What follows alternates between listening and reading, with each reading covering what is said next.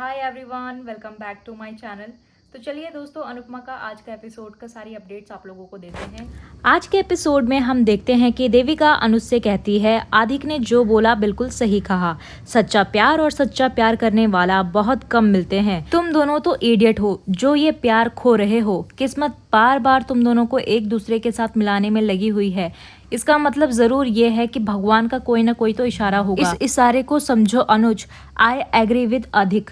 मान की love story बहुत ही स्पेशल है जो अधूरी नहीं रह सकती। तभी हम अगले सीन में देखते हैं कि अनुपमा खाना बनाने जा ही रही होती है तो फिर से उसे वो कॉकरोच वाला इंसिडेंट जो है वो याद आने लगता है और वो बहुत ही ज्यादा घबरा जाती है। उसके बाद उसके मन से जो है दो आवाजें आती हैं। एक कहती है कि खाना बनाओ और एक कहती है खाना मत बनाओ। एक आवाज उसको कहती है कि तू कर सकती है अनुपमा, तू खाना बना सकती है, तेरी कोई गलती नहीं है। और दूसरी आवाज कहती है कि तू नहीं कर सकती अनुपमा। तभी अनुपमा जो है वो बहुत ही ज्यादा परेशान हो जाती है और अपने कान बंद कर लेती है और कहती है बस मैंने गलती नहीं की है, मैंने कोई लापरवाही नहीं की है, मुझसे कोई गलती नहीं हुई है। तो मैं खाना बनाने से इतना डर क्यों रही हूँ? खाना बनाना तो वो विद्या है जो मेरी माँ ने मुझे दी थी, उनकी धरोहर है। और देविका कहती है ना कि मैं तो बाएं हाथ से खाना बना लेती हूँ, तो फिर मैं इतना डर क्यों रही हूँ?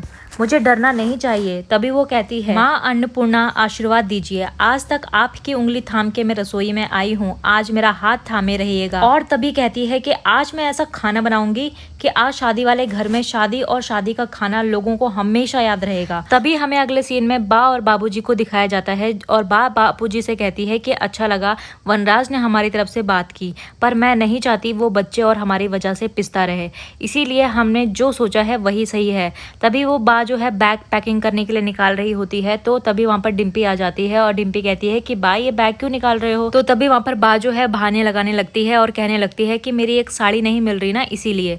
तभी वहां पर बापूजी डिम्पी से कहने लगते हैं कि बेटा कुछ काम था क्या? तो डिम्पी कहती है वो मेरा दुपट्टा आपको दिया था ना हल्दी वाला। तभी बा कहती है हाँ हाँ हाँ लाती हूँ, रुक जाओ। और तभी वो दुपट्टा बा जो है वो डिम्पी को दे देती है तो डिम्पी कहती है वाओ बा, आपने तो सिंपल से दुपट्टे को इतना ज्यादा सुंदर बना दिया। और कहने लगती है कि पता है कोई डिजाइनर दुपट्टा भी इसका मुकाबला नहीं कर सकता।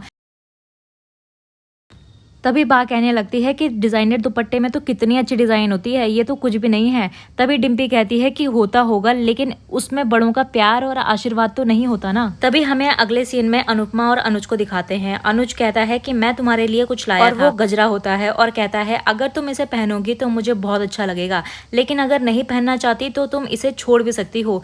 तभी वो गजरा उसको दे देता है और चला जाता है। तो अगले सीन में हम देखते हैं कि बच्चे बिल्कुल उदास चुपचाप बैठे हुए होते हैं तो बा और बापूजी जो है उनको देख रहे होते हैं और बा कहती है कि चलिए ना उनके पास, मुझे उनकी उदासी देखी नहीं जा रही। तभी बा और बापूजी जाते हैं और कहते हैं ये मेरे वानर से ना इतने चुप क्यों हैं, तुम लोग उछल कूद क्यों नहीं कर रहे? तभी बच्चे कहते हैं बड़े झगड़ा कर रहे हैं ना इसीलिए। तभी बापू कहते हैं बेटा तुम्हें पता है बजरंगबली ने सागर पार किया था तो पार करने से पहले वो अपना बल भूल गए थे, तो उनके जो साथी थे ना उन्होंने उनको याद दिलाया था। तो उसी तरह बड़े भी कभी कभी अपना बड़प्पन अपनी जिम्मेदारी भूल जाते हैं। लड़ाई झगड़ा तो होता रहता है, उसे हम टाल नहीं सकते, इतना कर सकते हैं कि उसे खींचे ना, मन में उसका कोई असर ना होए, उसकी वजह से हमारा मूड और माहौल खराब ना हो। और ये काम बच्चों से बढ़कर कौन कर सकता है, और बच्चे ही होते हैं जो सबको हंसा सकते हैं। तभी बच्चे जो है जोश में आ जाते हैं और तभी वहाँ पर काव्या, डिम्पल और किंजल ये सब बातें सुन रही होती हैं और कहती है कि देखा माँ बापू जी ने 2 मिनट में बच्चों को खुश कर दिया। तभी हम अगले सीन में देखते हैं कि अनुज देखता है कि अनुपमा ने उसका गजरा पहन लिया है और वो मन ही मन के अंदर खुश होने लगता है। तभी अनुपमा याद करती है कि वो गजरा नहीं लगाना चाहती थी पर डिम्पी आ जाती है और उसको जबरदस्ती गजरा पहना देती है। और तभी हम अगले सीन में देखते हैं कि शादी का फंक्शन शुरू हो जाता है और सब नाच रहे होते हैं। तो तभी किंजल कहने लगती है कि इन दोनों की जोड़ी कितनी सुंदर लग रही है, कोई इनकी नजर उतारो। और तभी माँ बापूजी को बोलने लगते हैं कि माँ बापूजी आप इन लोगों की नजर उतारो ना। तभी वहाँ पर बा और बापूजी जो है सोच में पड़ जाते हैं। तो अनुज कहता है कि घर के बड़े ही अगर नजर नहीं उतारेंगे तो कौन उतारेगा? और तभी जो है बा और बापूजी जो है नजर उतारने लगते हैं और बा कहने लगते हैं कि तुम बच्चों के खुशी के लिए हम कुछ भी करेंगे। और तभी वहाँ पर आद्या जो है शू को फोन करने चली जाती है और कहती है कि ऐसी सिचुएशन यहाँ पर आउट ऑफ कंट्रोल हो रही है और शू जो है फोन नहीं उठा रही। तभी वनराज खड़े होकर सोच रहा होता है कि मुझे माँ और बापूजी से बात करनी पड़ेगी। और जैसे ही वो बात करने जा ही रहा होता है कि बच्चे वहाँ आ जाते हैं और बा और बाबूजी को लेकर चले जाते हैं।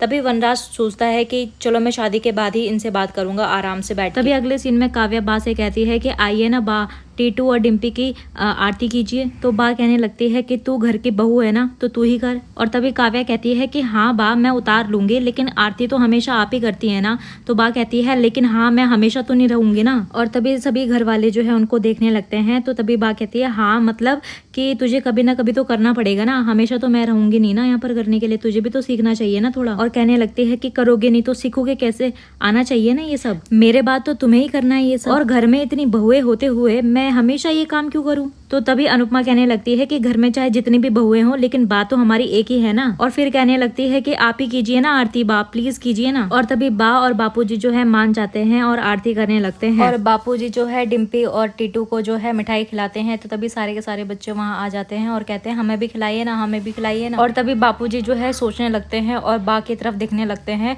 तो तभी जो है सबके सब कहने लगते हैं प्लीज बापूजी खिलाइए ना।